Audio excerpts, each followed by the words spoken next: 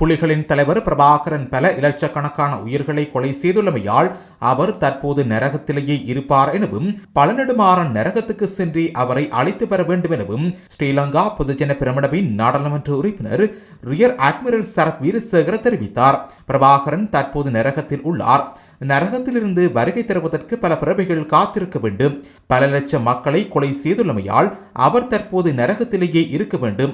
அப்படியென்றால் இவரும் நரகத்துக்கு சென்று அவரை மீண்டும் அழைத்து வர வேண்டும் என்றார்.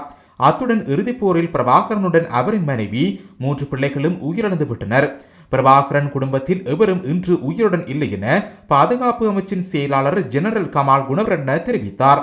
விடுதலை புலிகளின் தலைவர் பிரபாகரன் இறுதிப்போரில் கொல்லப்பட்டு விட்டார். இந்த தகவலை 2009 ஆண்டு மே மாதம் 18ஆம் தேதி இலங்கை அரசு உத்தியோகபூர்வமாக சர்வதேசத்துக்கு அறிவித்து விட்டது.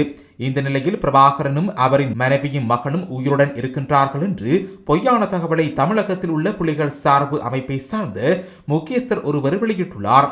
பொய்யான தகவலை வெளியிட்டவருக்கு எதிராக இந்திய மத்திய அரசு கடும் சட்ட நடவடிக்கை எடுக்க வேண்டும். இந்த பொய்யான தகவல் தொடர்பில் இலங்கையில் எவரும் குழம்ப தேவையில்லை என்றார்.